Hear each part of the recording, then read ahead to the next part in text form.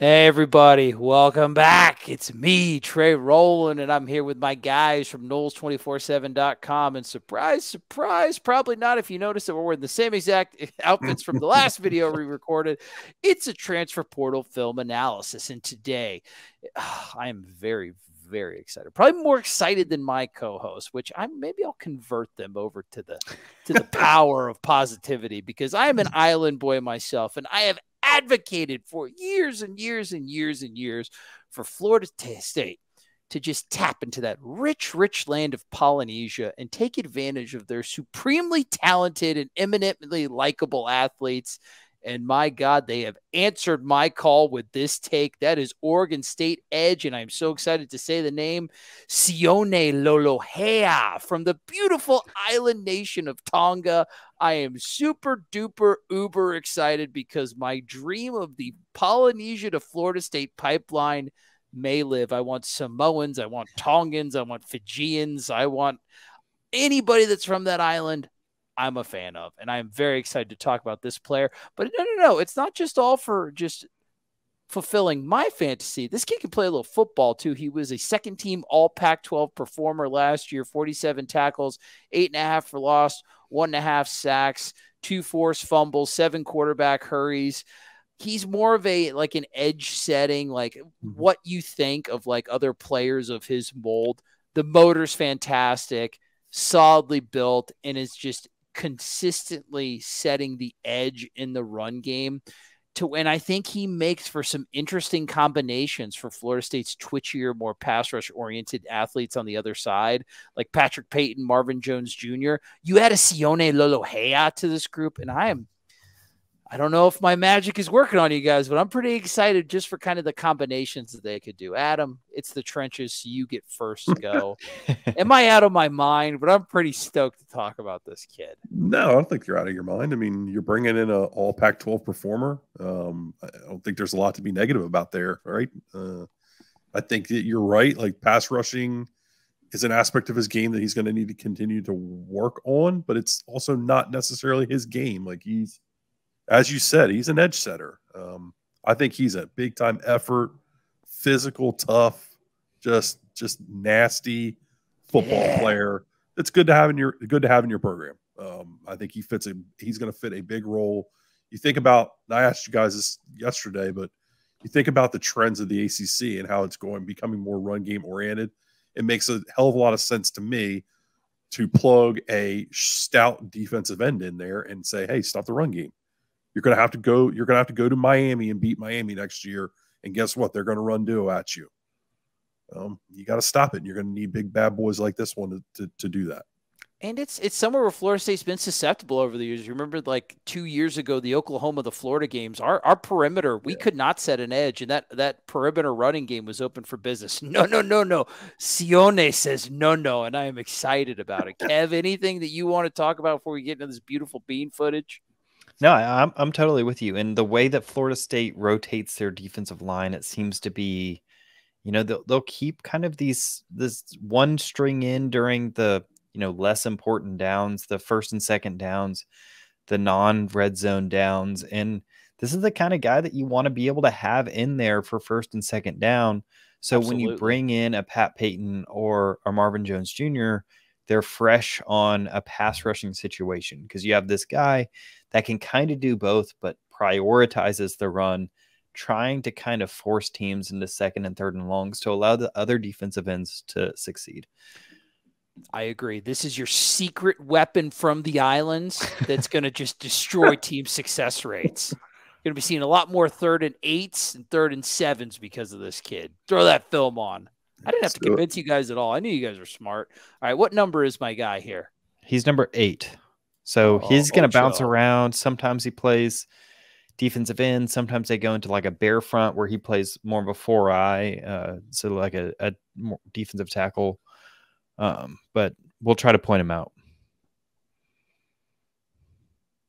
So you can kind of see him here first play, just diving inside, trying to blow as many people up because he sees the runway. Eating this double team. Excited to eat the double team. Well, that's an aspect to that for sure. So here he is. You see him kind of often in this game against Notre Dame. They kind of went to this bunch set, and he's taking on a tight end or a bigger wide receiver out here. Yeah, does a good job. Again, he's an edge setter.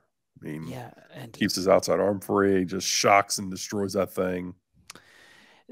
Playing against the Notre Dame is a particularly tough job as an edge because they run those like 8 million tight end sets with you and run the ball consistently and try to grind you down. Oh, okay. He's a little 2-point stance here.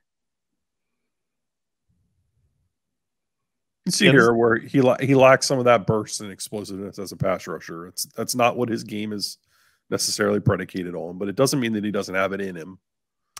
Good hands. I do like the hand movement.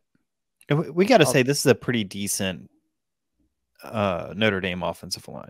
Yeah, absolutely. It's good in the country. There you see him again, though. Very physical. He gets in on this tackle.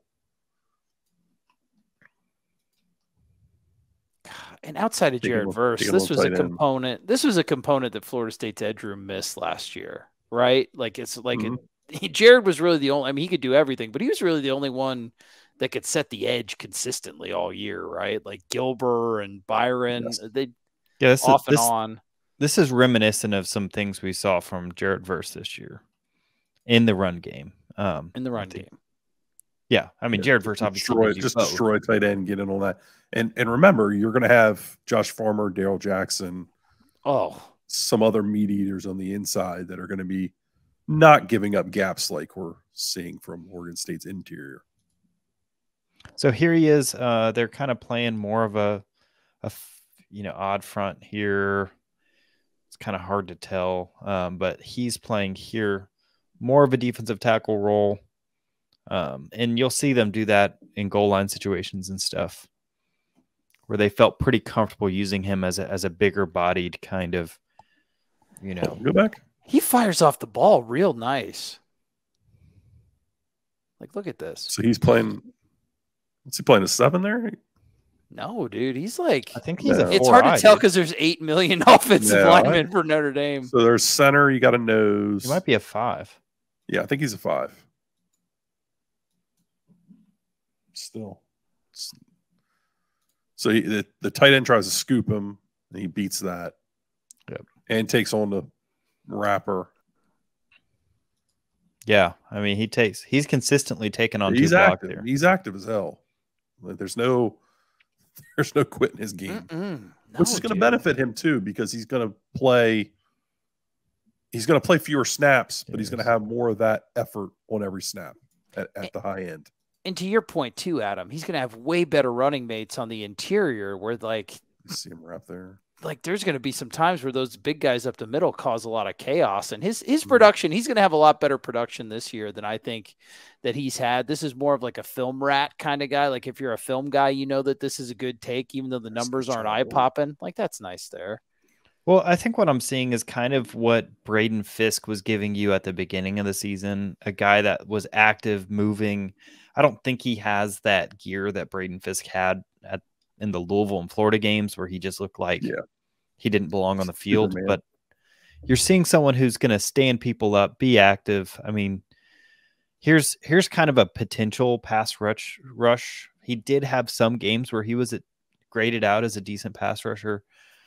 You can see he's got an okay first step. He beats it early, and then he gets kind of chipped.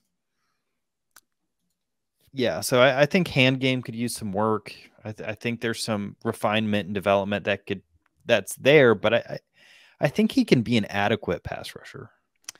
The activity in the hand game is nice. I think if Papuchis can work with him on developing some moves, and that's one thing. Florida State develops edges. Like that, I'm excited for him to get his hands on this kid. Gets kind of beat there, right? Yeah, he can't get reached, but he fights it back. He works to get back outside. That's the thing you can say about him. Like he may get beat initially, but he's going to keep fighting, and he's going to get himself back into the play. There's a lot to be said for that. Like, I mean, that's valuable in your defense. Yeah, especially when you're replacing everybody. Yeah, I like that. Watching his game more the nastiness of Sione Lolohea. It really, like, I just like the way the kid plays, dude. He's violent, he's active. You're not going to have like some of that preternatural bend, like some of that like crazy athleticism that you saw from the stuff like Pat Payton, stuff that Pat Payton can do every now and again. This kid isn't capable of that. But if you're having a Pat Payton do that stuff with a very active island menace on the other side with some destructive beef in the middle, like Florida State is going to be able to put together. The second level of the defense is interesting, but with like the talent that they have at defensive back and all of that activity, like on the defensive line, I didn't think I'd get here if you would have asked me like 10, 14 days ago, but I'm excited to watch Florida State's defense again in 2024. Yeah, I would agree with that. Okay, I was going to say, I thought I was on an island myself. No. I think they've built. All right, I think it's important to add the nuance to that statement. Like, they've built a really good floor for what the 2024 defense can be. Is it going to be what you saw in that Louisville game? Absolutely not. You just don't have the high-end talent there. But it has the potential to be really, really good. And it matches up with what your team goals should be in the 24 season, which is go repeat for the ACC championship. Totally agree. Kev, what do you think after taking a look at this kid a little deeper? Yeah, I think last year what we saw was a big drop-off from first-team defensive ends to second-team defensive ends.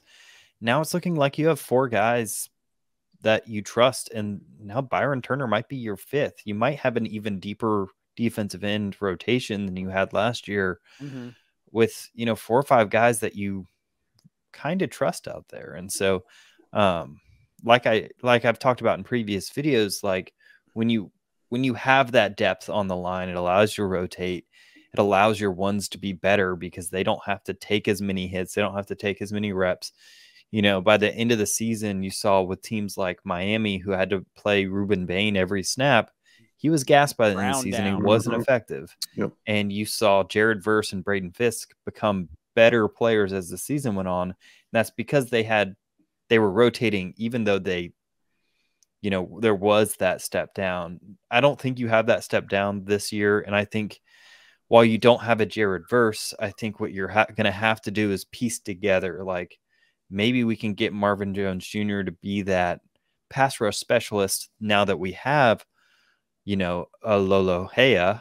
Nice. Yeah, you're going to say like his number or something. You did great, dude. Just say the name. It's so much fun to say. It brings me joy. Now that we have him, we can kind of use our pieces to kind of piece together a defense, and it'll be more of a challenge for Adam Fuller. And I'll be very curious to see how that rotation works out. I think it's important to note also, we talked about it with DJ. I think it's important to have the conversation too on defense. There is a massive vacuum of leadership throughout this entire roster. Defensive line. Defensive line might be where it hits the hardest. So you're bringing in an older player, one that has a lot of experience playing football, winning football games. It's maybe another very valuable asset to the leadership and to the culture of your program. I think so too. And I'm excited. I'm excited for him to get in. I'm excited for this to be the first of a fruitful relationship between the Islands and Florida State. And dude, give Josh Storm some time with my boy Sione. I can't wait. And I can't wait for you guys to get on Noles247.com, subscribe, and see all the awesome info that is dropping right now. Very, very, very active time. Maybe a little too active for some, depending on what type of news we're looking at. But it's very active time, and Noles247.com is going to give you the most accurate and the best information about your Florida State Seminoles on the entire internet. Guys, we're going to be coming back for more of these videos. We're hoping you enjoy them. Obviously, like the video, subscribe to Noles247.com, but most importantly, keep chopping.